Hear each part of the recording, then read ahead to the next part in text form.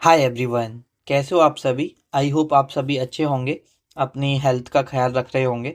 और देखो यहाँ पर आपको पता ही है कि हम कंप्लीट पॉलिटी कवर कर रहे हैं। ऑलमोस्ट हम कर चुके हैं। हमारे अभी 4 लेक्चर बचे हुए हैं, ठीक है। 9 लेक्चर हम कंप्लीट कर चुके हैं, जिसमें से मैंने आपको बताया था कि टोटल हमारे 13 लेक्चर आएंगे, ठीक है। तो आज हम अपना 10वां लेक्चर करेंगे। ये सारी बातें तो आपको पता ही हैं, हर लेक्चर में मैं आपको बता ही देता हूँ। और देखो ये भी बता ही देता हूँ कि पीडीएफ वगैरह के लिए टेलीग्राम चैनल और व्हाट्सएप चैनल ज़रूर ज्वाइन कर लो, जिससे कि आपको एग्ज़ाम रिलेटेड गाइडेंस और आपका एग्ज़ाम रिलेटेड जो भी अपडेट्स हैं और पीडीएफ वगैरह आप अच्छे से एक्सेस कर पाओ, ठीक है। तो विदाउट एनी फर्दर डिले हम अपना लेक्चर शुरू कर लेते हैं। तो देखो अभी तक हम 53 क्वेश्चन कर चुके हैं, ठीक है। हम अपना हमारा जो नेक्स्ट क्वेश्चन है वो है क्वेश्चन नंबर 54। क्वेश्चन नंबर 54 में है आपका, which of the following article of the Indian Constitution mentions that no person accused of any offence shall be compelled to be a witness against himself? भारतीय संविधान के निम्नलिखित में से किस अनुच्छेद में उल्लेख है कि किसी भी अपराध के आरोपी व्यक्ति को स्वयं के विरुद्ध गवाह बनने के लिए बाध्य नहीं किया जाएगा? तो मैंने ये आपको आर्टिकल पढ़ाया था जब हम फंडामेंटल राइट्स अपने आर्टिकल देख रहे थे। देखो जितने हम अभी तक आर्टिकल पढ़ चुके हैं ना, हम टोटल जो आर्टिकल पढ़ चुके हैं 243 ZT तक पढ़ चुके हैं, ठीक है। यहाँ तक आपके जो भी इम्पोर्टेंट आर्टिकल हैं जो मैंने सारे करा दिए हैं, जो भी सवाल बनेंगे आपके इन्हीं आर्टिकल से बनेंगे। तो ये हमारा कौन सा है, आर्टिकल 20। मैंने आपको आर्टिकल 20 जब हमने फंडामेंटल राइट्स आपको पढ़ा रहा था तो वहाँ पर मैंने ये आपका कराया था। अब देखो यहाँ पर आर्टिकल से सवाल आया, तो अभी हम 243 ZT तक अपने आर्टिकल कंप्लीट कर चुके हैं। आगे के कुछ अभी हमारे टोटल देखो आर्टिकल है 95, 395। तो हमें ऐसा तो है नहीं कि 395 पूरे करने हैं। हमें अब इनके बीच में मतलब 244 से लेके 395 जितने भी इंपॉर्टेंट आर्टिकल हैं वो अभी हमारे करना रह गए हैं। तो थोड़े से आर्टिकल मैं आपको करा देता हूँ आपको। मैं यहाँ से हम कवर करेंगे 244 से लेके 300 ए तक। चलो ए तक कर लो, ठीक है जी। अपना राइट टू प्रॉपर्टी तक अभी जितने भी इंपॉर्टेंट आर्टिकल हैं, ज़्यादा नहीं है वैसे तो। यहाँ आप गैप देख रहे होंगे 66 का है, लेकिन इतने आर्टिकल नहीं है, बहुत कम आर्टिकल है। तो वो मैं आपको करा देता हूँ, ठीक है। तो यहाँ पर देखो हम कितने पार्ट कर चुके हैं। हमने पार्ट 9 का वी जो ये ZT तक देखा था, म्यूनिसिपैलिटी देखा था। तो अब हमारा कौन सा पार्ट आएगा, ये पार्ट है हमारा 10, जो कि मैंने आपको कराया नहीं था जब हम पार्ट पढ़ रहे थे, ठीक है। पार्ट 10 तो वैसे पेपर में पूछा नहीं जाता है पार्ट 10 में क्या आता है, लेकिन फिर भी अगर आप लिखना चाहो तो लिख सकते हो। इसमें है आपका the scheduled areas, the scheduled and tribal areas लिखो, the scheduled and tribal areas. ये आपका भाग 10 में आता है, ठीक है, एरियाज। और इसका एक ही आर्टिकल है। अगर हम बात करें इसको हिंदी में क्या बोलेंगे, तो इसको हिंदी में बोलते हैं अनुसूचित अनुसूचित अनुसूचित क्षेत्रों क्षेत्रों और अ, अनुसूचित क्षेत्रों और अनुसूचित the scheduled areas and scheduled tribes. अनुसूचित अनुसूचित जनजातियों जनजातियां जनजातियां। तो बेसिकली इस पार्ट में आपका जो अनुसूचित क्षेत्र है और अनुसूचित ट्राइबल एरियाज के बारे में दे रखा है, उसके एडमिनिस्ट्रेशन के बारे में दे रखा है। और इसमें आर्टिकल एक ही है, पेपर में उतना नहीं पूछा जाता है। देखो ये मैं बता दे रहा हूँ, लेकिन करवा दे रहा हूँ, है ना। पेपर में उतना नहीं पूछा जाता है, बहुत रेयर पूछा गया है। तो बस इसका क्या एडमिनिस्ट्रेशन है, आर्टिकल 244 कहता है administration of scheduled areas scheduled areas and tribal areas.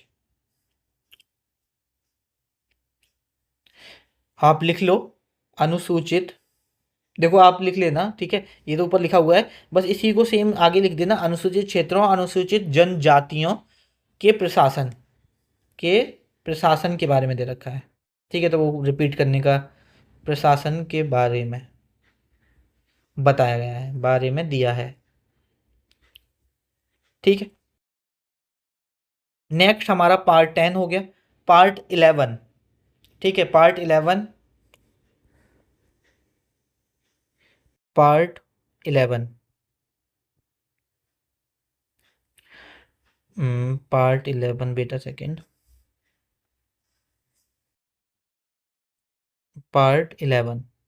अब देखो जो आपका पार्ट 11 है वो रिलेशन बताता है, relation between, relation between the union, between the union and the state,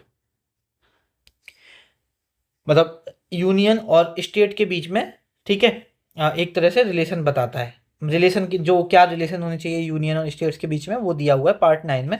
और ये जो आपके आर्टिकल हैं ये दिए हुए हैं 244 से लेके 244 से लेके 263 है, हाँ ठीक है 263 तक दिया हुआ है। और देखो इसमें ज़्यादा सवाल बनते नहीं हैं यहाँ से। मैंने प्रीवियस ईयर और भी सारे पेपर एनालिसिस किए तो एक क्वेश्चन एक आर्टिकल है जो बार बार पूछा गया, मतलब एक आध बार पूछा गया और ज़्यादा बनते नहीं है, तो बस वही लिखवा देता हूँ। आर्टिकल 263, तो आर्टिकल 263 कहता है, और ये मोस्ट इंपॉर्टेंट है, ठीक है, एक बार नहीं कई बार पेपर में आया, ये चीज़ ध्यान रखना। आर्टिकल 263 कहता है, लिख लो फिर मैं आपको समझाता हूँ। Inter state council, inter state council constituted,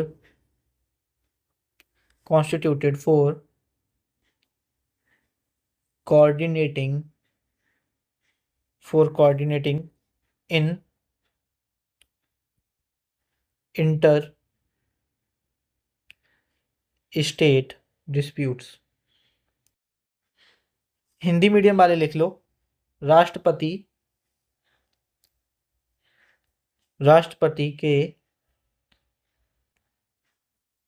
आदेश द्वारा, अच्छा मैंने इसमें नहीं लिखवाया ना, inter state council constituted by the coordinate in inter state disputes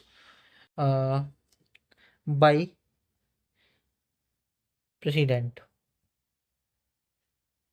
राष्ट्रपति के आदेश द्वारा, राष्ट्रपति के आदेश द्वारा एक अंतरराज्य,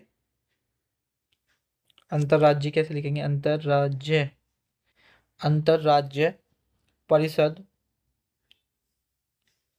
परिषद का गठन किया जा सकता है, परिषद का गठन किया जा सकता है। ये कम से कम तीन चार, मतलब तीन चार पेपर में आया डिफरेंट डिफरेंट एग्जाम में, आर्टिकल 263, तो ये याद कर लेना, ठीक है। ये आपका है बेसिकली, ये क्या है कि जैसे दो राज्यों के बीच में आपस में कोई डिस्प्यूट्स है तो एक इंटर स्टेट काउंसिल बनाई जाएगी, किसके कहने पर, प्रेसिडेंट के कहने पर, प्रेसिडेंट के आदेश के बाद, राष्ट्रपति के आदेश के बाद। तो वही इंटर स्टेट काउंसिल जो बनाई जाएगी वो किस आर्टिकल में आएगी, तो वो आर्टिकल 263 में क्यों बनाई जाती है, क्योंकि इंटर स्टेट जो डिस्प्यूट्स हैं उनको सॉल्व करने के लिए, उनको कोऑर्डिनेट करने के लिए, ठीक है। और इसमें और कोई ज़्यादा आर्टिकल आपके खास इंपॉर्टेंट है नहीं, और एक्स्ट्रा हम कुछ भी कर नहीं रहे हैं। तो पार्ट 11 में आप यही आर्टिकल कर लो और एक्स्ट्रा आपको करने की कोई ज़रूरत नहीं है। अब आप पार्ट 12 डालो जो कि इम्पोर्टेंट है आपका, पार्ट 12।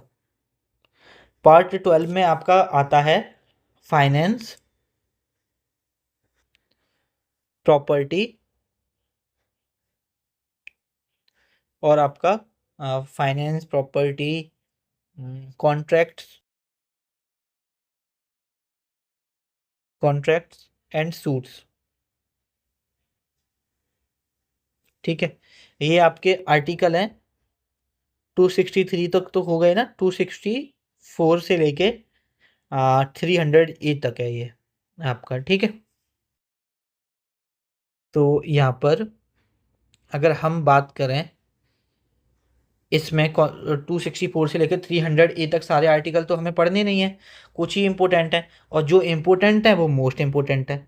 जैसे आपका 266 आर्टिकल, 266 सबसे ज़्यादा इम्पोर्टेंट, इसमें कॉन्सोलिडेटेड फंड ऑफ इंडिया की बात की गई है, consolidated fund, consolidated fund and public accounts of India, end of the state.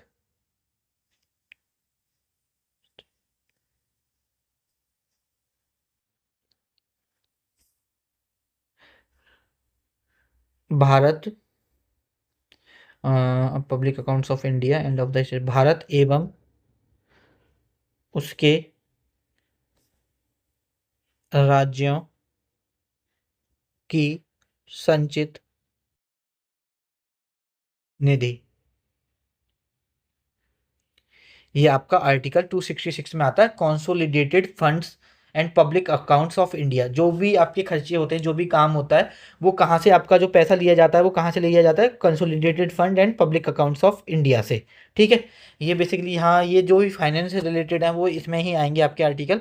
अब जैसे एक आर्टिकल है आपका 266 हो गया, 267 ये है आपका contingency fund. Contingency fund, contingency fund, ठीक है। तो कॉन्टी इसमें देखो, कॉन्टीजेंसी फंड क्या है, आकस्मिक निधि है बेसिकली, आकस्मिक निधि। बेसिकली इसमें क्या है वो बता देता हूँ। कॉन्टीजेंसी फंड में जो, जैसे ये तो हम जनरली यहाँ से पैसे खर्च करते हैं, कॉन्टीजेंसी फंड में जब कोई इमरजेंसी आ जाती है तब इसमें से पैसा निकाला जा सकता है, इसमें प्रेसिडेंट वगैरह की परमिशन की जरूरत होती है। तो वो होता है हमारा कॉन्टीजेंसी फंड। तो आपसे पूछा जाएगा कि कॉन्टीजेंसी फंड किस आर्टिकल में, तो आपको डायरेक्ट पता होना चाहिए 267 में है आपका कॉन्टीजेंसी फंड। उसके बाद नेक्स्ट आर्टिकल और मोस्ट इंपोर्टेंट आर्टिकल, ये सारे आर्टिकल मोस्ट इंपोर्टेंट हैं जो मैं करा रहा हूँ, आर्टिकल 280 जिसमें आपका आता है finance commission. Finance commission, finance commission को बोलते हैं वित्त आयोग। ठीक है, उसके बाद नेक्स्ट आर्टिकल है आपका, एक और मैं भूल गया, उससे पहले लिख लो 279 का ए। इसमें जीएसटी के बारे में दिया हुआ है।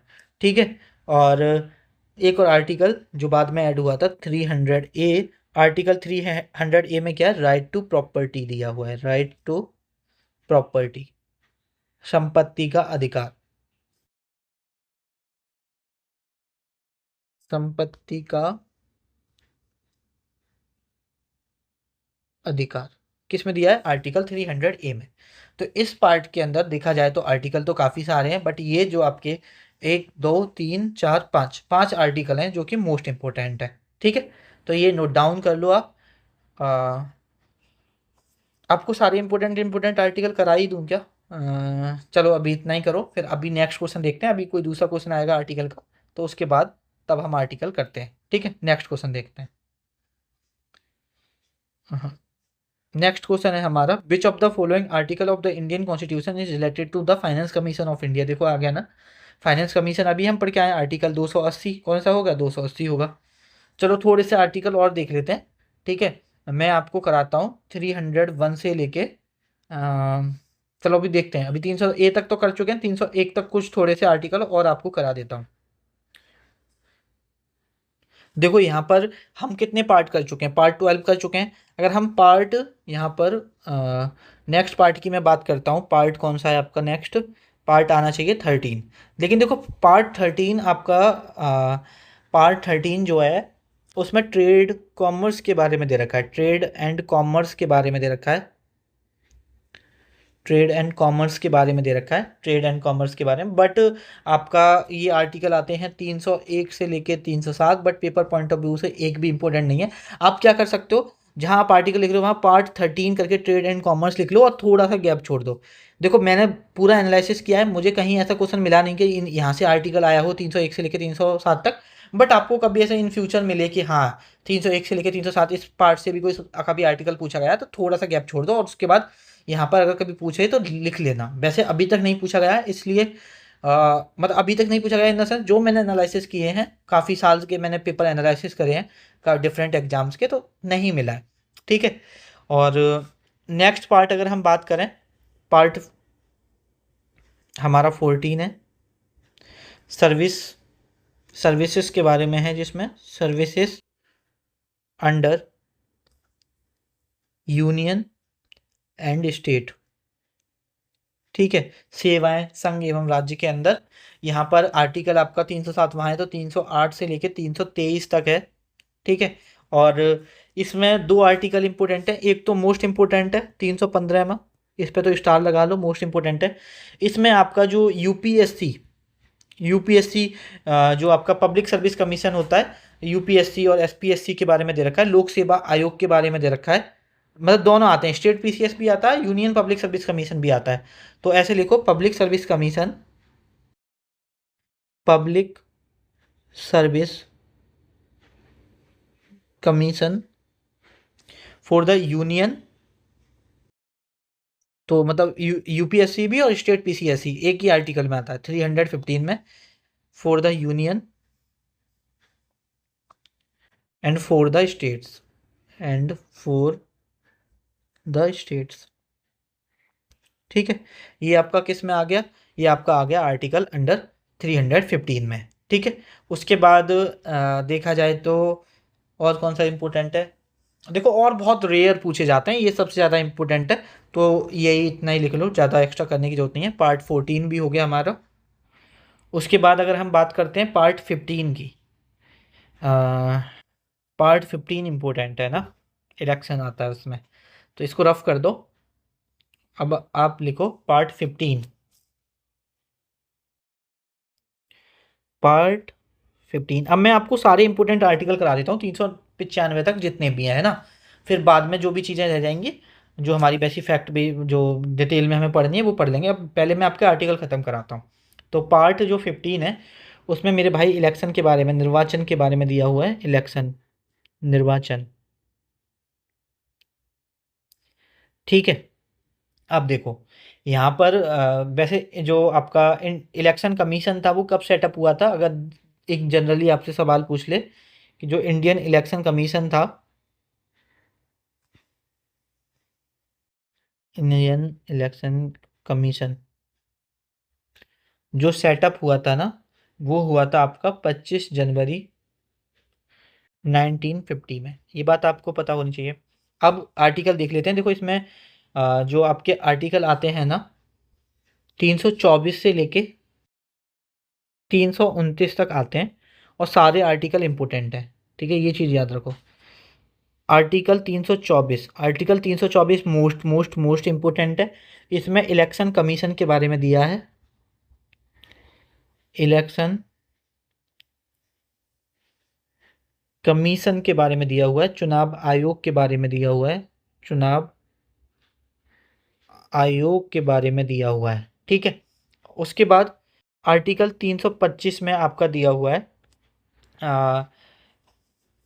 बेसिकली जो आपका जो चुनाव होगा ना, वो किसी के बेसिस पे बेसिकली डिस्क्रिमिनेट नहीं किया जाएगा। आप किसी भी रेस से बिलोंग करते हो, किसी भी कास्ट से बिलोंग करते हो, किसी भी रिलीजन से बिलोंग करते हो, तो सभी को हक है वोट देने का, बेसिकली ये दिया हुआ है।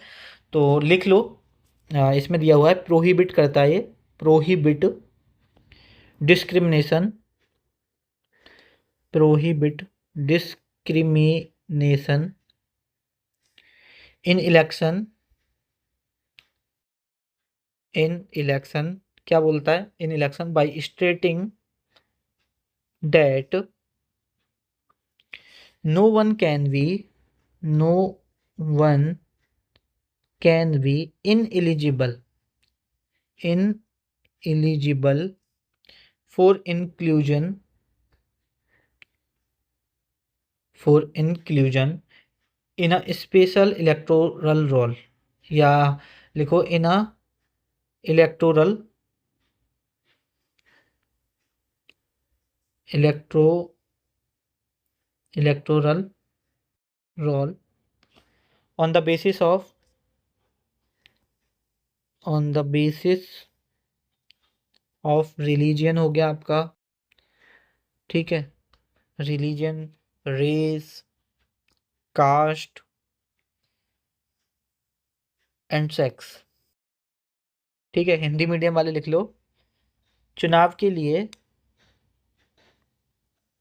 चुनाव के लिए एक सामान्य, एक सामान्य निर्वाचक सूची, निर्वाचक सूची, ठीक है, कोई भेदभाव नहीं होगा, ये बेसिकली दिया हुआ है, ठीक है। आर्टिकल 326, आर्टिकल 326 में एडल्ट सफरेज दे रखा है। एक क्वेश्चन भी आया था, अगर देखोगे तो आप, एडल्ट सफरेज, वयस्क मताधिकार बोलते हैं उसे।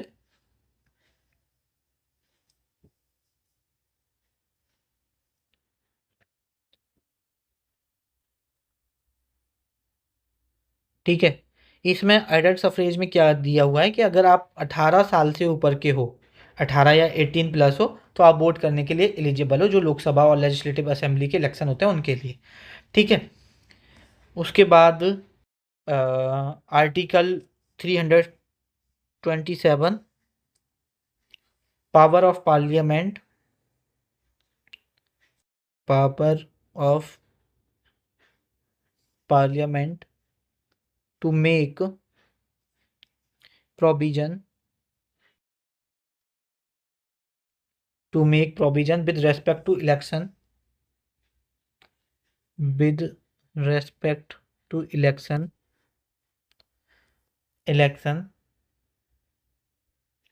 to legislature।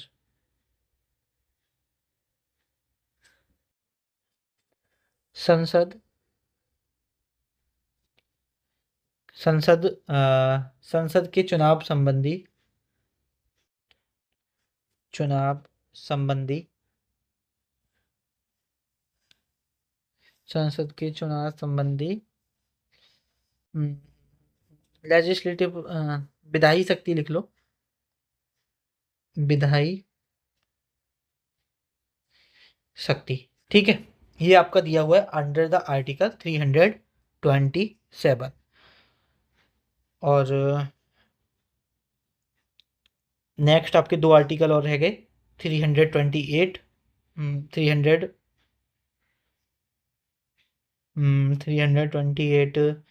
इतना इम्पोर्टेंट नहीं है, और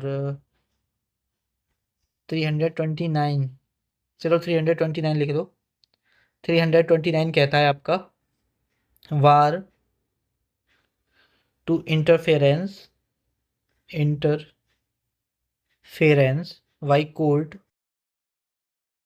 bye court in electoral matters, electoral matters, कहने का मतलब है चुनाव संबंधी, चुनाव संबंधी, मतलब आप अपनी भाषा में लिख लेना, मैं आपको समझा देता हूँ कि जो इलेक्टोरल मैटर्स होंगे, चुनाव संबंधी जो चीज़ें होंगी, उसमें कोर्ट हस्तक्षेप नहीं करेगा, इंटरफेरेंस नहीं करेगा। ये आर्टिकल 329 में दे रखा है, ठीक है। अगर हम देखा जाए तो मोस्ट इंपोर्टेंट आर्टिकल कौन से हैं, एक तो 324 मोस्ट इंपोर्टेंट है, और एक आपका ये वाला मोस्ट इंपोर्टेंट है 326 वाला, एडल्ट सफरेज के। अगर आप 18 साल के हो या उससे प्लस हो, तो आप लोकसभा और लेजिस्लेटिव असेंबली में वोट कर सकते हैं। नेक्स्ट पार्ट देखते हैं, मैं इसे आपको इसको हटा देता हूँ यहाँ से। नेक्स्ट पार्ट है हमारा, पार्ट 15 किया अभी हमने, पार्ट 16 है हमारा।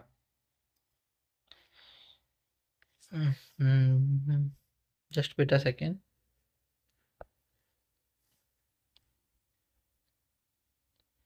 पार्ट 16, पार्ट 16 में आपका स्पेशल प्रोविजन दे रखे हैं, ठीक है, कुछ special provision, special provision relating to certain cases, relating to certain cases. और ये जो पार्ट 15 का आर्टिकल है, अभी हम 329, ठीक है, तो ये है हमारा 330 से लेके 330 से लेके 342 ए तक, ये इतने आर्टिकल इस पार्ट 16 के अंदर आते हैं, ठीक है, जो आपके स्पेशल प्रोविजन दे रखे हैं। और इसमें काफ़ी आर्टिकल काफ़ी इम्पोर्टेंट भी हैं, तो अच्छे से समझना, ठीक है। इसमें कम से कम हम 7-8 आर्टिकल करेंगे जो कि पेपर में पूछे जाते हैं, इंपॉर्टेंट है पेपर पॉइंट ऑफ व्यू से। यहाँ पर लिखो आप आर्टिकल 330। आर्टिकल 330 में दिया है reservation of seats, reservation of seats for SC and ST इन लोकसभा। इन लोकसभा जो रिजर्वेशन दिया गया है सीट्स का लोकसभा में SC और ST कैटेगरी वालों को, वो इसमें दिया हुआ है। जो हम पहले पॉलिटी पढ़ते आ रहे हैं तो आपको पता है कि पहले 70 साल का था, अभी संशोधन करके 80 साल का कर दिया है। ठीक है, तो हिंदी मीडियम वाले लिख लो SC और ST के लिए लोकसभा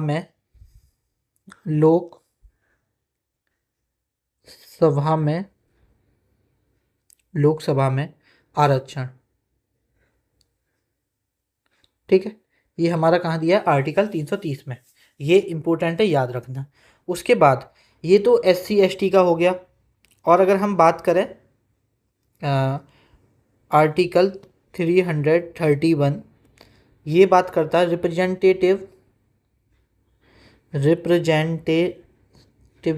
रिप्रेजेंटेशन लिख लो, representation of Anglo Indian community, of Anglo Indian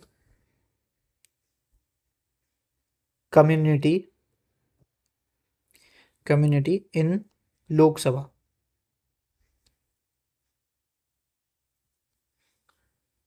basically ये आर्टिकल क्या कहता था कि आपका प्रेसिडेंट अंडर द आर्टिकल 331 दो एंग्लो इंडियन को लोकसभा में नॉमिनेट करता था। लेकिन आपको एक चीज़ पता होगी, जब हमारा 104 जो कॉन्स्टिट्यूशनल अमेंडमेंट हुआ है उसके तहत इसका जो एंग्लो इंडियन का रिप्रेजेंटेशन है ये ख़त्म कर दिया गया, तो अभी ये नहीं है। ठीक है, उसके बाद जैसे यहाँ पर रिजर्वेशन किया गया है लोकसभा में, अब मैंने बताया स्टेट में क्या है, लोकसभा की जगह स्टेट असेंबली है, तो उसके भी आर्टिकल दे रखे हैं। आर्टिकल 332 यहाँ पर है reservation of seats, reservation of seats for SC and STs in the legislative assembly,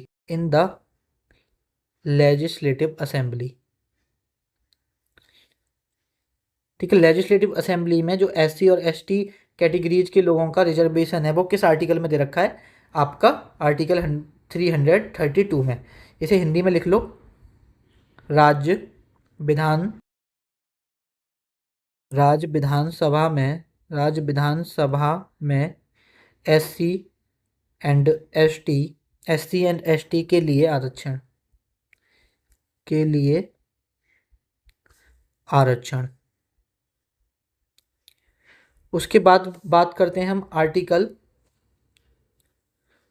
अगर हम बात करते हैं आर्टिकल 333 का, तो जैसे यहाँ पर रिप्रेजेंटेशन दो एंग्लो इंडियन को करता था लोकसभा में, वैसे ही राष्ट्रपति आपका लेजिस्लेटिव जो लेजिस्लेटिव असेंबली थी वहाँ भी आपका एक एंग्लो इंडियन को नॉमिनेट करता था, तो ये भी आपका रिपील कर दिया गया है। ठीक है, अमेंडमेंट करने के बाद। इसके बाद आपको जो इम्पोर्टेंट याद रखना है वो नेशनल कमीशन से बहुत सवाल आते हैं। तो देखो आर्टिकल 338, इस आर्टिकल में नेशनल कमीशन दे रखा है, national commission for SC schedule caste SCs। ठीक है, तो इसे आप हिंदी में लिख लो, राष्ट्रीय अनुसूचित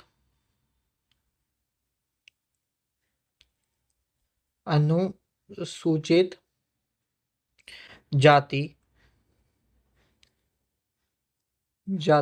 आयोग।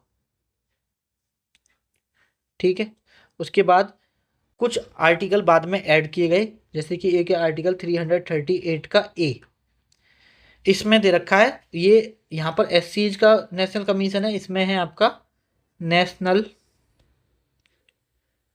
Commission for scheduled tribe, STs. ठीक है, तो यहाँ पर लिख लो राष्ट्रीय यहाँ पर लिखो राष्ट्रीय अनुसूचित, मतलब अनुसूचित जनजाति आयोग। ठीक है, ये हो जाएगा। उसके बाद ऐसे ही आपका 338 का वी, ये भी काफ़ी इंपॉर्टेंट है। नेशनल कमीशन पिछड़े वर्ग के लिए राष्ट्रीय आयोग दिया हुआ है, national commission, national commission for backward classes, for backward classes. ठीक है, इसमें बेसिकली जो पिछड़े वर्ग के लोग हैं उनके लिए एक आयोग बनेगा। ये आर्टिकल 338 बी दे रखा है। और देखो एक और सवाल है, आपको ये नेशनल कमीशन फॉर एससी के इस वक्त चेयरमैन कौन है ये पता होना चाहिए, इसके चेयरमैन कौन है करंट में वो पता होना चाहिए, इसके चेयरमैन कौन है करंट में वो भी पता होना चाहिए। ठीक है, एक और जो काफ़ी इंपॉर्टेंट आर्टिकल है वो है आपका आर्टिकल 341, काफ़ी बार पेपर में आया है। ठीक है, इसमें दे रखा है प्रेसिडेंट है power, President have power to designate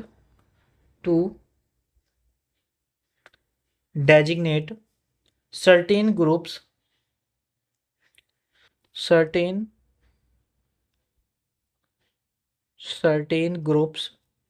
as SC, ठीक है, as SC in a state और यूटी लिख लो। ठीक है, बेसिकली क्या है, प्रेसिडेंट के पास पावर है कि वो एक किसी भी कम्युनिटी को एससी कैटेगरी में डाल सकता है। ठीक है, भारतीय ये यहाँ पर लिख लो आप हिंदी में कैसे लिखोगे इसे, यहाँ पर देखो एससीज एसटीज भी लिख लो, एससी एंड एसटीज। तो बेसिकली प्रेसिडेंट है power to designate, president final assent देता है, प्रेसिडेंट ना लिखिए यहाँ पार्लियामेंट लिखो, है ना, पार्लियामेंट है पावर, पार्लियामेंट है power to designate certain groups as SC and ST in a state or union territories. ऐसे लिखो, भारतीय संसद को या खाली संसद को जातियों को, उपजातियों को एवं जनजातियों को अनुसूचित जातियों की सूची में शामिल करने और उससे बाहर करने की शक्ति प्रदान करता है। ये आपका अंडर द आर्टिकल 341 है। उसके बाद ठीक है, हमारा ये कौन सा पार्ट था, पार्ट 16 था। ठीक है, इतने ही आर्टिकल इंपॉर्टेंट हैं इसमें, 342 तक हमें सारे आर्टिकल पढ़ने की जरूरत नहीं है। उसके बाद नेक्स्ट पार्ट डालो, पार्ट नंबर 17, पार्ट 17, पार्ट 17 आपका 343 से लेके भाग जो 17 है, 343 से लेकर 351 तक इसके अंदर आर्टिकल आते हैं। और इसमें किसके बारे में दे रखा है, ऑफिशियल लैंग्वेजेस के बारे में दे रखा है, ऑफिशियल लैंग्वेजेस के बारे में इसमें आपका दे रखा है। अब देखो आर्टिकल आपका 343 ही इम्पोर्टेंट है। आर्टिकल 343 कहता है आपका official language of the union, official language of the union, basically आपका संघ की राजभाषा इसमें दी हुई है, संघ की राजभाषा, संघ की राजभाषा इसमें आपकी आर्टिकल 343 में दी हुई है यहाँ पर। ठीक है, उसके बाद आर्टिकल 345 इम्पोर्टेंट है। आर्टिकल 345 में क्या दिया हुआ है, ऑफिशियल लैंग्वेजेस, ऑफिशियल लैंग्वेजेस छोड़ो, लैंग्वेजेस ऑफ द स्टेट लिख लो, लैंग्वेजेस ऑफ द स्टेट, जो आपकी राज्यों की राजभाषा है, स्टेट्स राज्यों की राजभाषा के बारे में कहाँ दिया हुआ है, 345 में राजभाषा। उसके बाद आपका आर्टिकल 346 है, इसमें दे रखा है आपका बेसिकली ऑफिशियल लैंग्वेजेस दे रखी हैं, ऑफिशियल लैंग्वेजेस दे रखी हैं आपके, official languages for communication, for communication between one state between one state and another state.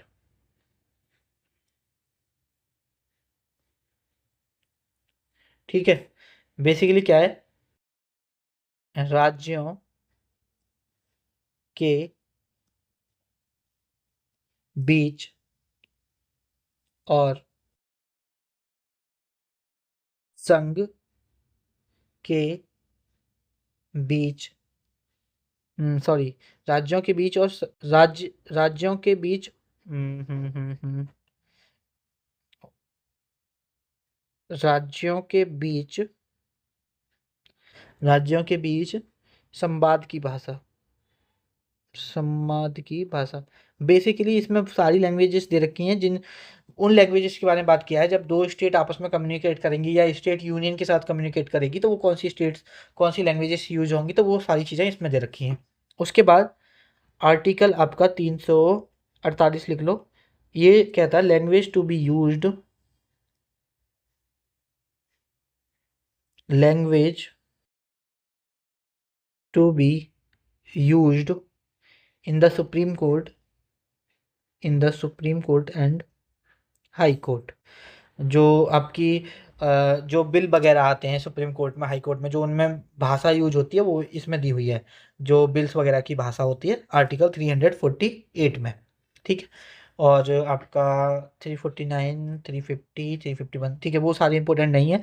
Part 17 में आपके ये 4 आर्टिकल इंपॉर्टेंट है और सबसे ज़्यादा इंपॉर्टेंट है ये वाला, मोस्ट इंपॉर्टेंट आर्टिकल। ठीक है, उसके बाद अगर हम नेक्स्ट करते हैं, 17 हो गए हमारे, 18 पार्ट आएगा। नेक्स्ट जो हमारा पार्ट है वो है हमारा, just wait a second, part 18। 18 में किसके बारे में दे रखा है, मैंने आपको बताया था, इमरजेंसी प्रोविजंस के बारे में दे रखा है। इसमें इमरजेंसी प्रोविजंस के बारे में दे रखा है। इसमें 3 आर्टिकल हैं जो कि हम पढ़ेंगे, जो पेपर पॉइंट ऑफ व्यू से इम्पोर्टेंट है। ठीक है, एक आर्टिकल है आपका 352, आर्टिकल 352, जिसमें किसके बारे में है, इमरजेंसी के बारे में बात करता है, इमरजेंसी के बारे में बात करता है। ठीक है, आपातकाल के बारे में बात करता है, आपातकाल। ठीक है, अगर हम बात करें वहीं पर आर्टिकल 356, 356 बात करता है प्रेसिडेंट रूल के बारे में। जैसे कोई स्टेट है, उसमें जो आपका कॉन्स्टिट्यूशन मशीनरी है वो फेलियर हो गया, सरकार, जो स्टेट गवर्नमेंट है वो कोलैप्स कर गई, नहीं चल पाई उस राज्य में सरकार, तो वहाँ पर प्रेसिडेंट रूल लागू हो जाएगा। किस आर्टिकल के तहत, आर्टिकल 356 के तहत। बेसिकली स्टेट इमरजेंसी बोलते हैं उसे। ठीक है, तो यहाँ पर कुछ प्रोविजंस हैं, provisions in case of failure of constitution machinery in state।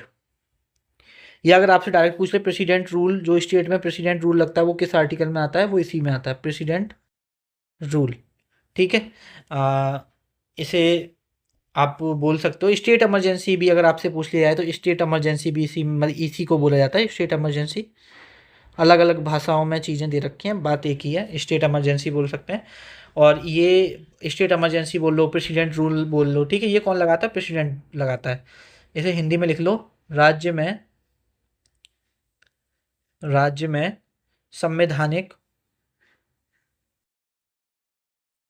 राज्य में संवैधानिक तंत्र का विफल होना। ठीक है, उसके बाद नेक्स्ट आर्टिकल है हमारा 360। ठीक है, और ये है आपका फाइनेंशियल इमरजेंसी के बारे में डिस्कशन है इसमें, फाइनेंशियल इमरजेंसी के बारे में। ठीक है, वित्तीय आपातकाल, वित्तीय आपातकाल। ठीक है, आर्टिकल 360 में क्या है आपका, वित्तीय आपातकाल है, अंडर आर्टिकल 360। उसके बाद इमरजेंसी प्रोविजन में आपके इतने ही आर्टिकल इंपॉर्टेंट है, 1, 2, 3। इसके बाद हमारा जो नेक्स्ट पार्ट है वो है हमारा पार्ट 19।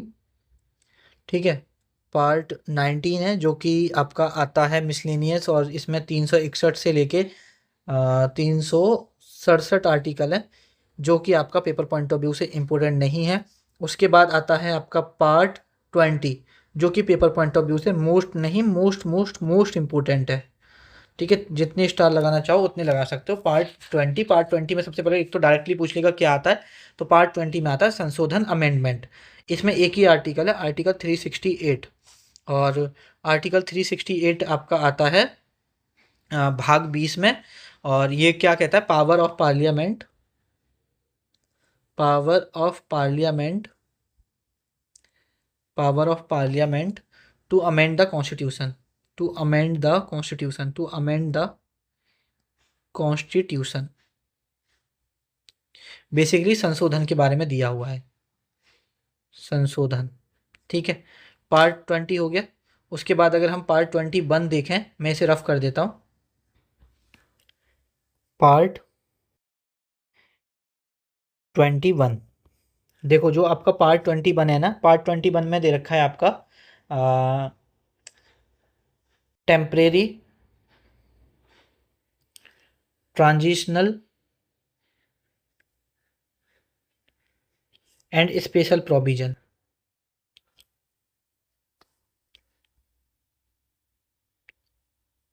ठीक है, और ये जो आर्टिकल हैं आपके 368 उसमें था, तो ये 369 से लेके आपके 392 तक है, लेकिन सारे इंपॉर्टेंट नहीं है। देखो, एक तो आपको पता है एक आर्टिकल 370 था जो कि हटा दिया गया। आर्टिकल 370 में क्या था, कुछ प्रोविजन दे रखे थे, टेम्परेरी प्रोविजन। देखो यहाँ पर कुछ टेम्परेरी प्रोविजन है, कुछ ट्रांजिशनल है, कुछ स्पेशल प्रोविजन है। तो जम्मू कश्मीर के जो आपके कुछ प्रोविजंस थे, जम्मू कश्मीर से रिलेटेड है आर्टिकल, आपका आर्टिकल 370, तो इसको अब हटा दिया गया है। अब कुछ स्पेशल प्रोविजन से रिलेटेड है आर्टिकल 371। ठीक है, वो आपको पता होने चाहिए, पेपर में पूछ लेता है, और मैं आपको आज याद करा दूंगा, आराम से याद हो जाएंगे स्पेशल प्रोविजंस। आपका आर्टिकल एक है आर्टिकल 371। इसमें आपका जो स्पेशल प्रोविजन दे रखा है वो महाराष्ट्र और गुजरात से रिलेटेड दे रखा है, महाराष्ट्र और गुजरात से रिलेटेड दे रखा है। उसके बाद आपका आर्टिकल 371 का ए, इसमें जो स्पेशल प्रोविजन दे रखे हैं वो नागालैंड से रिलेटेड दे रखे हैं, नागालैंड से रिलेटेड। उसके बाद है आपका आर्टिकल 371 का बी, इसमें असम के, असम आपका असम के लिए स्पेशल प्रोविजन है। उसके बाद है आपका आर्टिकल 371 का सी, इसमें मणिपुर से रिलेटेड स्पेशल प्रोविजन है। उसके बाद है आपका आर्टिकल 371 का डी, इसमें आंध्र प्रदेश से रिलेटेड है, आंध्र प्रदेश एंड तेलंगाना से रिलेटेड। ठीक है, और आर्टिकल 371 ई, ये सेंट्रल यूनिवर्सिटी इन आंध्र प्रदेश से रिलेटेड है, तो बेसिकली आंध्र प्रदेश ही लिख लो कि किससे रिलेटेड है, आंध्र प्रदेश से रिलेटेड। उसके बाद है आपका आर्टिकल 371 का एफ, ये है आपका सिक्किम से रिलेटेड, सिक्किम से रिलेटेड जो स्पेशल प्रोविजन है वो इसमें दे रखे हैं। उसके बाद है आपका आर्टिकल 371 का जी, ये आपका मिजोरम से रिलेटेड स्पेशल प्रोविजन दे रखे हैं इसमें, मिजोरम से रिलेटेड। ठीक है, उसके बाद है आपका आर्टिकल 371 का एच, इसमें जो स्पेशल प्रोविजन दे रखे हैं वो अरुणाचल प्रदेश से रिलेटेड दे रखे हैं, अरुणाचल प्रदेश से रिलेटेड। और उसके बाद है आपका आर्टिकल 371 का आई, इसमें गोवा से रिलेटेड स्पेशल प्रोविजन दे रखे हैं। और उसके बाद है आर्टिकल 371 का जे, इसमें कर्नाटका से रिलेटेड दे रखे हैं। इनको भी देखो मैं याद कराता हूँ, कुछ नहीं है याद करने में, अभी आपको हार्ड लग रहे होंगे। 371 देखो, महाराष्ट्र और गुजरात दो बड़ी स्टेट हैं जो सबसे पहले आएंगी, तो ऐसे याद कर लो। नागालैंड, ए से एक नाग, ऐसे याद कर लो, एक नाग, तो नाग से नागालैंड, एक से ए। अब देखो बी से बादल, बादल कहाँ होते हैं, आसमान में, ऐसे याद करो। सी से करेंसी, मनी क्या है, आपकी करेंसी है। डी से डायरेक्शन, डायरेक्शन दिशा, जो अंधा व्यक्ति होता है वो दिशा देख ही नहीं सकता किस दिशा में जाना है। उसके बाद डी और ई ऐसे ये साथ में मिला के देख लेना, ठीक है। उसके या ई से आई भी याद कर लो कि आँख, अंधे व्यक्ति की आँख नहीं होती, तो ये भी आंध्र प्रदेश हो गया। उसके बाद फेल, अगर तुम फेल हो गए तो आपको कुछ नहीं मिलेगा सिक्कों के अलावा, तुमको ज़्यादा रुपए नहीं मिलेंगे, सिर्फ सिक्के मिलेंगे आपको। उसके बाद जी, ठीक है। तो जैसे जी से कैसे आप याद कर सकते हो, जी, जैसे आपसे पूछे हाँ भाई कैसे हो, तो आप बोलो हाँ भाई भाई जी मज़े में, हाँ मैं जी मज़े में, जैसे बोलते हैं ना हाँ जी मज़े में, तो हाँ जी मज़े में। जी से मिजोरम ऐसे याद कर लो। एच, एच से ऐसे याद कर लो कि अरुण, अरुण जो है वो हाई स्कूल में फेल हो गया था, तो इस तरह से एच से याद कर लो। आई, आई मैं गोवा जाऊंगा, आई से मैं और गोवा जाऊंगा, से ऐसे याद हो गए। जैग, जे जे, जे से कैसे याद कर लो, जिग जैग, ज़्यादा नाटक, जैसे कोई आपके साथ आपका छोटा भाई जा रहा है, वो ऐसे टेढ़ा मेढ़ा, ऐसे टेढ़ा मेढ़ा जिग जैग पोजीशन में चल रहा है, तो आप बोल रहे हो भाई सीधे चल, जिग जैग टेढ़ा मेढ़ा मत चल, ठीक है, नाटक मत कर। तो इस तरह से आप जे से कर्नाटका याद कर लोगे। तो ये सारे आर्टिकल याद कर लेना, पेपर में पूछ लिया जाता है ये क्या, कि कौन से मतलब कौन से इस आर्टिकल में किस स्टेट से रिलेटेड स्पेशल प्रोविजन दिए हुए हैं। इसी के साथ हमारा अगर हम पार्ट 12 की बात करें, देखो थ्री, बस इसमें यही आर्टिकल इंपॉर्टेंट है। उसके बाद आपका पार्ट 12 जो कि लास्ट पार्ट है आपका, ठीक है, 22 पार्ट है ना टोटल, ठीक है। आपके वैसे मतलब 25 पार्ट हैं, जो जैसे 9 का हमने ए भी पढ़ा, बी भी पढ़ा, तो हमारा जो 22वां पार्ट है ये लास्ट है। और इसमें हमारा 393 से 395 तक आते हैं, और वो भी पेपर पॉइंट ऑफ व्यू से इंपॉर्टेंट नहीं है। कहने का मतलब ये है मेरा भाई, 1 से लेकर 395 तक जितने भी आपके पेपर में आर्टिकल पूछे जा सकते हैं, वो सारे मैंने यहाँ पर करा दिए हैं। आप इतने आर्टिकल्स को करके चले जाना, यहाँ से पेपर आपका, यहाँ से अलग आपके पेपर में आर्टिकल नहीं पूछे जाएंगे, ठीक है। अब हम अपने नेक्स्ट क्वेश्चन कर लेते हैं। नेक्स्ट चीज़ें जो हमारी थ्योरेटिकल चीज़ें रह गई हैं उनको कंप्लीट करेंगे। अब हम नेक्स्ट क्वेश्चन देखते हैं। अब आर्टिकल से रिलेटेड जितने भी क्वेश्चन पहले देखे हैं, एक आध जो रह गया था उन्हें आप लगा के देख लेना, सारे लगा पाओगे। और जितने भी अब आर्टिकल से रिलेटेड आगे क्वेश्चन आएंगे वो भी हम सारे कर पाएंगे। जस्ट बेटा सेकेंड, एक सेकेंड। हाँ, नेक्स्ट क्वेश्चन है हमारा यहाँ पर, ठीक है। नेक्स्ट क्वेश्चन है हमारा, the right to freedom includes the right to practice any profession, occupation, trade और business under which article of the Indian constitution. आपको बताना है किस आर्टिकल में आता है ये। तो देखो, जब हम फंडामेंटल राइट्स पढ़ रहे थे, जो हमने राइट टू फ्रीडम पढ़ा था, राइट टू फ्रीडम किस में आते हैं आपके आर्टिकल 19 से 22 में आते हैं ना, द राइट टू फ्रीडम, जिसमें आपकी right to practice any profession, occupation, trade, business, ये सारी चीज़ें 19 से लेके आपकी राइट टू फ्रीडम कितने तक आती हैं, 22 तक आती हैं। आप जाके देख लो, जब मैंने आपको फंडामेंटल राइट्स वाले आर्टिकल कराए थे तो वहाँ पर ये चीज़ कराई है या नहीं।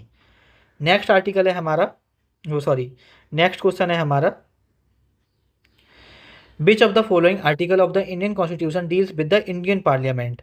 तो मैंने आपको जब इंडियन पार्लियामेंट हम कर रहे थे तो मैंने वहाँ पर आपको कराया था कि जो आपका इंडियन पार्लियामेंट है वो शुरू होता है 79 से, और कितने आर्टिकल हैं इंडियन पार्लियामेंट में, 122 आर्टिकल है, मतलब 79 से लेके 122 है, ठीक है। तो आर्टिकल 79 से 122 आपका यहाँ पर सही आंसर हो जाएगा, जो कि आर्टिकल 79 कहता है हमारे यहाँ एक पार्लियामेंट होगी जिसमें कौन कौन होता है, प्रेसिडेंट होता है, लोकसभा होती है और राज्यसभा होती है। फिर मैंने आपको लोकसभा, राज्यसभा, इनके आर्टिकल भी देख चुके हैं, इनके बारे में हम डेप्थ में सारी चीज़ें कर चुके हैं, ठीक है। नेक्स्ट क्वेश्चन है हमारा यहाँ पर, जस्ट बेटा सेकंड भाई।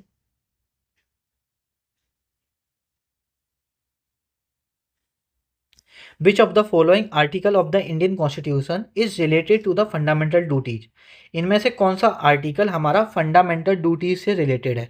तो देखो, मैंने आपको बताई थी जो फंडामेंटल ड्यूटीज हैं वो किस पार्ट में है, हमने पार्ट कौन सा पढ़ा था बताओ, पार्ट 4 का ए पढ़ा था, जिसमें आर्टिकल 51 का ए में फंडामेंटल ड्यूटी जोड़ी गई थी।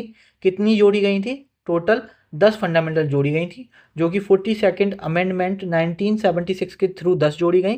फिर 2002 में आपका 86th अमेंडमेंट हुआ था जिसके तहत 11वीं जोड़ी गई थी। किस कमेटी के रिकमेंडेशन पर जोड़ी गई थी, तो स्वर्ण सिंह कमेटी जो थी, स्वर्ण सिंह कमेटी, उसकी रिकमेंडेशन पर जोड़ी गई थी। और बाद में मैंने आपको एक चीज़ और बताई थी कि इन्होंने कितनी रिकमेंड करी थी, तो इन्होंने 8 फंडामेंटल ड्यूटीज रिकमेंड करी थी, ठीक है। आई होप आप सभी को ये चीज़ याद आ गई होगी, ठीक है, तो काफ़ी आसान है। भारतीय संविधान का निम्नलिखित में से कौन सा अनुच्छेद मौलिक कर्तव्यों से संबंधित है? तो इसका आंसर होगा आपका आर्टिकल 51 का ए। नेक्स्ट क्वेश्चन करते हैं हम। नेक्स्ट क्वेश्चन है, disrespecting of national flag is a violation of which of the following fundamental duties mentioned in the Indian constitution? राष्ट्रीय ध्वज का अनादर करना भारतीय संविधान में उल्लेखित निम्नलिखित में से किस मौलिक कर्तव्य का उल्लंघन है? वो कह रहा है कि जो आपका, अगर आप नेशनल फ्लैग का अगर रेस्पेक्ट नहीं करोगे तो ये हमारी कौन सी फंडामेंटल ड्यूटीज है जिसको आप वायलेट करोगे? तो देखो, मैंने पहली ही हमने फंडामेंटल ड्यूटीज पढ़ी थी अवॉइड करके, to be avoid national flag, national anthem, ये सारी नेशनल इंस्टीट्यूट, ये सारी चीज़ें पढ़ी थी ना। मैंने आपको फंडामेंटल ड्यूटीज इसीलिए पढ़ाई थी क्योंकि फंडामेंटल ड्यूटीज से सवाल आते हैं। और कौन सी फंडामेंटल ड्यूटीज है वहाँ से भी मैंने आपको A B C ऐसे सारी फंडामेंटल ड्यूटीज सीक्वेंस में सिखाई थी। तो ये आपका आर्टिकल 51 का ए यहाँ पर सही हो जाएगा। ठीक है, नेक्स्ट क्वेश्चन है हमारा यहाँ पर, विच article of the Indian constitution comprises the fundamental duties? तो देखो फिर वही आ गया ये सवाल, तो 51 का ए। उसके बाद नेक्स्ट क्वेश्चन, मतलब ये सारे प्रीवियस ईयर क्वेश्चन ही हैं। आप देख लो कि जो हमने पढ़ा है वो आ रहा है पेपर में या नहीं, सारे प्रीवियस ईयर क्वेश्चन हैं, आप जाके चेक कर सकते हो। Article 43, the state shall endeavour to promote cottage industries on an individual. अनुच्छेद 43, राज्य व्यक्तिगत स्तरों पर कुटीर उद्योगों को बढ़ावा देने का प्रयास करेगा। Liberal, intellectual, social, Gandhian. अब बताना है, देखो मैंने आपको, जब मैं आपको DPSP करा रहा था, ठीक है, वहाँ पर मैंने आपको कुछ चीज़ें बताई थी कि देखो मैंने आपको DPSP मैंने 3 चीज़ों में बताई थी कि DPSP तीन जगह डिवाइड हुई हैं हमारी। एक है हमारी जो सबसे पहली सोशलिस्ट, जिसको हम समाजवादी बोलते हैं, सोशलिस्ट जिसको हम समाजवादी बोलते हैं। उसके बाद है गांधीयन। उसके बाद है आपकी लिबरल एंड इंटेलेक्चुअल। और मैंने आपको ये भी बताया था कि किस DPSP में कौन कौन से आर्टिकल आते हैं। The state shall endeavour to promote cottage industry on an individual, राज्य व्यक्तिगत स्तर पर कुटीर उद्योगों को बढ़ावा देने का प्रयास करेगा। ये कौन सा आपका लिबरल बात हो गई, इंटेलेक्चुअल हो गई, सोशल हो गई या गांधीयन हो गई? तो ये है आपकी गांधीवादी। कौन सी है आपकी? ये गांधीवादी। ठीक है, और देखो DPSP अगर मैं थोड़ा सा आपको रिव्यू कराऊं, DPSP हमने कहाँ से ली थी? DPSP ली थी हमने आयरलैंड से। ठीक है, DPSP कहाँ से ली थी हमने? आयरलैंड से ली थी। DPSP नॉन जस्टिसेबल होती है, नॉन इन्फोर्सेबल होती है। ये क्यों बनाई गई? वेलफेयर ऑफ स्टेट के लिए, आपका सोशल एंड इकोनॉमिक जस्टिस, सामाजिक एवं आर्थिक न्याय के लिए, लोक लोक कल्याण राज्य बनाने के लिए। ठीक है, और क्या पढ़ा था? एक और चीज़ था कि ये क्या करता था, जो इनकम में इनइक्वलिटीज है उसको कम करने के लिए भी DPSP क्रिएट की गई। तो ये सारी चीज़ें हमने पढ़ी थी जब हम DPSP, और हमने टोटल देखा था DPSP जो है आपकी, वो आर्टिकल 36 से लेके आर्टिकल 51 तक आती हैं। हमने ये टोटल DPSP देखी थी और विद ट्रिक के साथ देखी थी। ठीक है, आई होप कि आपको याद होंगी। Article of the Indian Constitution gives an extensive original jurisdiction to the Supreme Court in regard to enforcement of the fundamental rights. भारतीय संविधान का अनुच्छेद मौलिक अधिकारों के प्रवर्तन के संबंध में सर्वोच्च न्यायालय को व्यापक मूल अधिकार क्षेत्र प्रदान करता है। तो हमने पढ़ा था ना कि आर्टिकल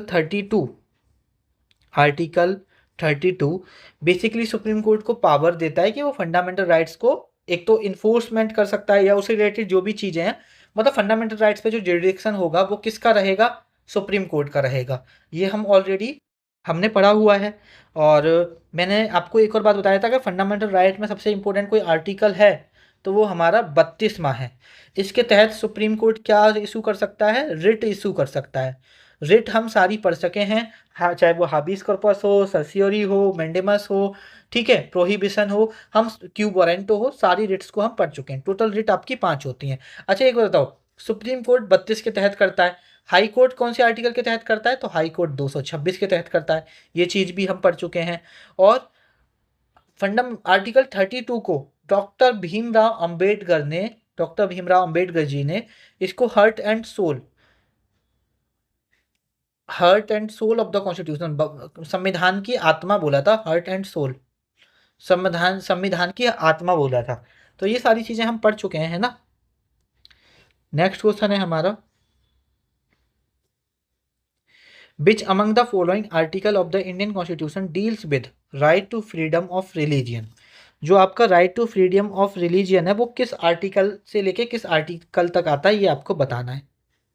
तो देखो, हमने आर्टिकल 25 से लेके 28 तक पढ़े थे ना फ्रीडम ऑफ रिलीजियन के बारे में, 25, 26, 27, 28। और मैंने इसे बताया था, आपको ट्रिक कराया था, कौन साइज कर सकता है, कौन मैन से मैनेज, इबेट्स, टैक्स, अटेंडेंस। ये सारी मैंने आपको शुरुआत में जब हम कर रहे थे तो याद कराए थे। और तो यहाँ से कोई पर्टिकुलर भी पूछ लेता है तो आप आराम से, ऑप्शन होंगे आपके सामने, तो आप आराम से उनको बता सकते हो। तो इसका जो आंसर है वो क्या हो जाएगा, 25 से लेके 28, अनुच्छेद 25 से लेके 28। जो हमने पढ़ा है ना भाई, वो ये मानो बहुत ज़्यादा सफिशिएंट है, ठीक है। वहाँ से अलग पेपर में आएगा ही नहीं। और 2-3 चीज़ें जो रह गई हैं अभी, जैसे अभी हम क्या पढ़ेंगे, अभी हमने देखो क्या नहीं पढ़ा, अभी हमने सोर्सेस नहीं पढ़े, ठीक है। स्रोत की देखो, बहुत सारी चीज़ें जो अलग अलग देशों से ली गई हैं, किस देश से क्या लिया गया है, एक तो वो पढ़ना बाकी रह गया है, ठीक है। थोड़ा सा हम प्रेसिडेंट के बारे में पढ़ेंगे, उसके पावर्स के बारे में पढ़ेंगे, कुछ फैक्ट्स पढ़ेंगे प्रेसिडेंट के बारे में, ठीक है। और हम थोड़ा सा प्राइम मिनिस्टर के बारे में पढ़ेंगे, कुछ फैक्ट पढ़ेंगे प्राइम मिनिस्टर के बारे में। और थोड़ा सा हम गवर्नर के बारे में पढ़ेंगे अलग से। आर्टिकल तो पढ़ चुके हैं लेकिन थोड़ा सा अलग से पढ़ेंगे। तो कुछ कुछ ही चीज़ रह गई हैं। ऑलमोस्ट 80-90% आपकी हिस्ट्री कवर हो चुकी है, वो सॉरी पॉलिटी कवर हो चुकी है, ठीक है। बस 10% चीज़ें रह गई हैं, तो वो भी हम कवर कर लेंगे। एक बार हम जब सारी चीज़ें कवर कर लेंगे, इसके बाद आपका कुछ भी नहीं बचेगा, ये मैं आपको इंश्योर कर रहा हूँ। नेक्स्ट आर्टिकल देखते हैं हम, article 60। Next question, which of the following articles of the Indian constitution. देखो अभी ना मैं थोड़ा सा लेट नाइट ये लेक्चर रिकॉर्ड कर रहा हूँ, और जब लेट नाइट रिकॉर्ड करते हैं तो बोलते कुछ है निकलता कुछ है, तो थोड़ा सा मैनेज कर लेना। और आपको भी मेरा आवाज़ भी बैठ गया है बोलते बोलते, बट भाई आप लोगों के लिए लेक्चर टाइम पे आए तो करना पड़ता है, दिन में उतना टाइम नहीं मिल पाता है। Which of the following article of the Indian constitution mentions the Supreme Court as a court of record. मैंने आपको बोला था ना, ये आर्टिकल बहुत इंपॉर्टेंट है, जब हम सुप्रीम कोर्ट के आर्टिकल्स देख रहे थे। सुप्रीम कोर्ट का आर्टिकल जो 124 से स्टार्ट होता है, तो ये बताओ supreme court is a court of record, कौन सा आर्टिकल है। तो ये है आपका आर्टिकल 129। और 130 बता दो, चलो 130 में क्या कहता है, 130 कहता है seat of supreme court, seat of supreme court. अच्छा, अभी कहाँ है सुप्रीम कोर्ट का स्थान के बारे में बात करता है, अभी कहाँ है सुप्रीम कोर्ट आपका। तो अभी जो आपका सुप्रीम कोर्ट है वो कहाँ है, दिल्ली में।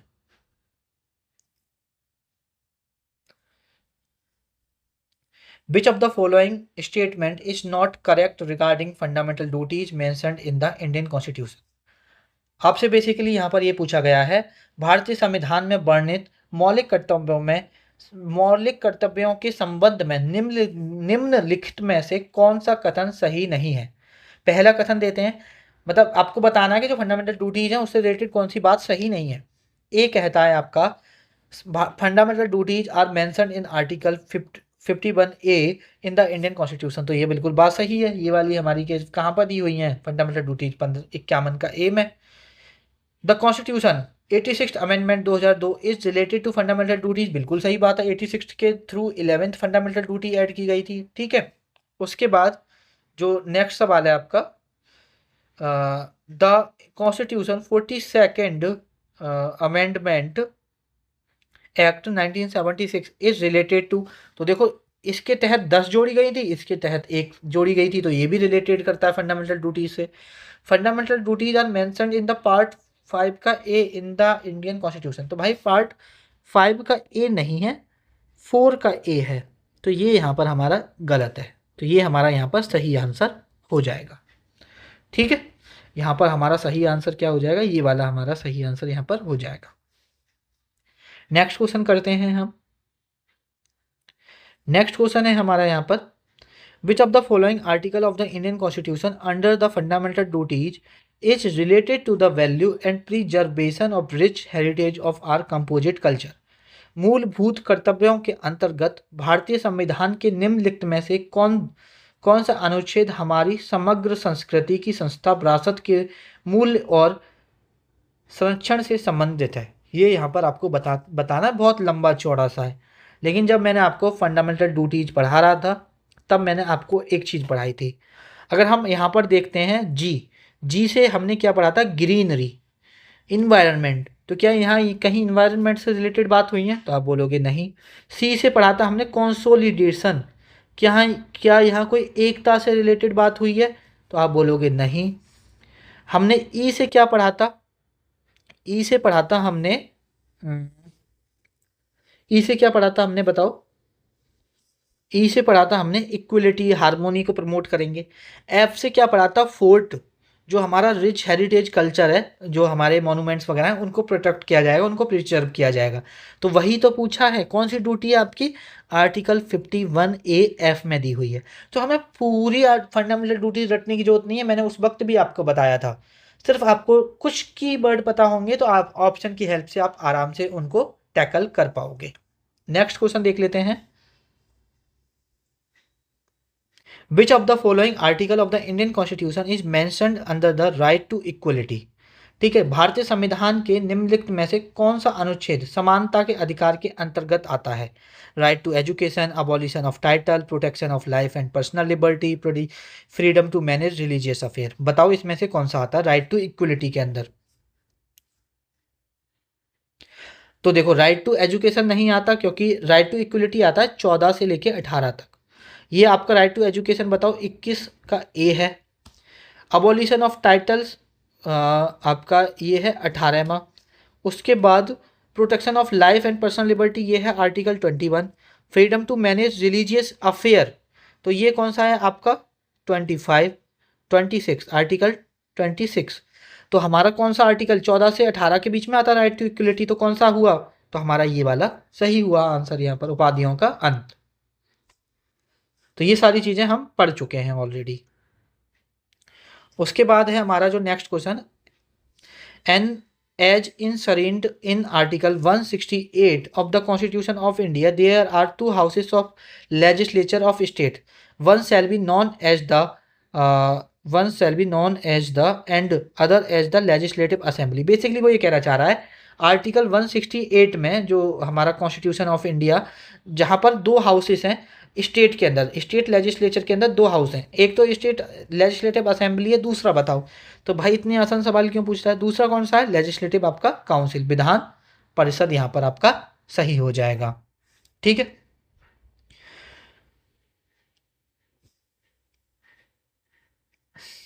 Article 169, article 16 sorry question 169 sorry question 69, ठीक है, 51 का A of the Indian constitution is related to which of the following. तो यहाँ पर ड्यूटी बतानी है कि ये ड्यूटी किससे रिलेटेड है? आई से मैंने बताया था आंख से हमने बात करी थी बायलेंस की। अब देखो, जहाँ पर बायलेंस दिखे वो आप सही कर दोगे। तो बायलेंस एक ही में दिख रहा है, तो ये हमारा यहाँ पर सही हो जाएगा। ये फंडामेंटल ड्यूटीज पढ़ाई थी जब आप लोगों को पढ़ाया था। ठीक है, उसके बाद which of the following article of the Indian constitution mentions abolition और creation of legislative council in the state. तो ये मैंने आपको बताया था, कौन सा आर्टिकल था? 169। ठीक है, लेजिस्लेटिव काउंसिल को अबॉलिश और क्रिएशन के बारे में किस में दे रखा है आपका? आर्टिकल 169, अनुच्छेद 169। जब हमने ये पढ़ा था तब हमने ये किया था। ठीक है, ठीक है, तो आज के लिए 70 तक ही आर्टिकल को रखते हैं, सॉरी 70 तक ही क्वेश्चन को रखते हैं। टोटल हमारे 110 क्वेश्चन है। अभी देखो 40 तो क्वेश्चन रह गए हैं और कुछ टॉपिक्स रह गए हैं। जैसे एक तो मैं आपको अभी टॉपिक पढ़ाना रह गया, सोर्स, स्रोत, कि कौन से कि कौन मतलब जो सोर्सेस हैं कि किस देश से हमने क्या लिया है, एक तो वो पढ़ाना रह गया है, तो वो मैं आपको अभी पढ़ाऊंगा। और मैं आपको प्रेसिडेंट के बारे में पढ़ाऊंगा। मैं अभी आपको गवर्नर के बारे में पढ़ाऊंगा कुछ एक्स्ट्रा चीज़ें, और मैं आपको प्रेसिडेंट के बारे में पढ़ाऊंगा, गवर्नर के बारे में पढ़ाऊंगा, पीएम के बारे में कुछ फैक्ट्स पढ़ाऊंगा जहाँ पर पॉलिटी से सवाल बनते हैं। तो ये हमारे 4-5 टॉपिक रह गए, 40 लगभग क्वेश्चन रह गए। आने वाले जो लेक्चर है उसमें हम ये सारी चीज़ें कवर कर लेंगे। आपको लेक्चर कैसे लगे लगे हैं। ऑलमोस्ट हम 90% पॉलिटी हम खत्म कर चुके हैं। प्लीज़ आप सभी से एक रिक्वेस्ट है, आप अपनी फीडबैक शेयर नहीं करते हैं, प्लीज़ अपनी फीडबैक शेयर किया करो। मेरे लिए बहुत ज़्यादा मैटर करता है आप लोगों की फीडबैक। ठीक है, आपसे मुलाकात होगी नेक्स्ट लेक्चर में, तब तक के लिए ख्याल रखिए अपना।